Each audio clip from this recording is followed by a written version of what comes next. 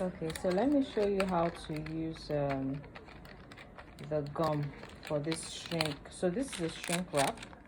I have used it to cover, I've used it, over all these ones.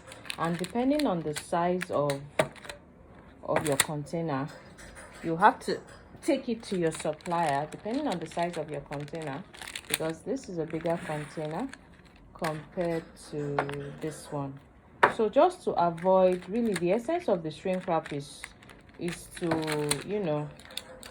to prevent things, damage from happening when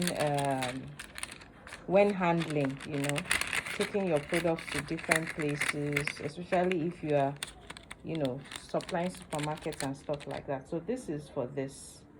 Okay, so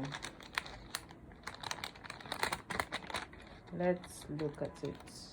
Yeah, because this is for this. Oh no, this is the wrong size. Okay, so let me remove this. So this is how it comes, and then I remove one. And then, so you have to get the right size for the for the container, and then we put it in. So that's just show you that it's the right size. That other one I used was not the right size, so you can see. So that's how I was able to get everything done.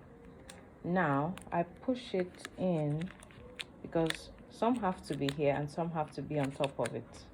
Okay, so let's see how we're going to shoot it.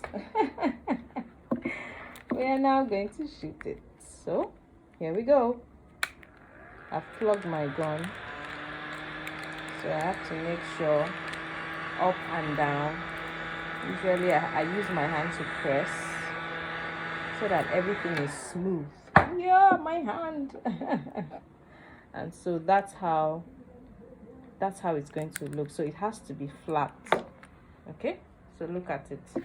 It's an added advantage for to prevent, like, if it falls down, you'll be able to avoid any damage, and you don't want your customer looking at your product, this thing doesn't look nice. Okay, so that's how I'm going to do the others, and I hope this is helpful.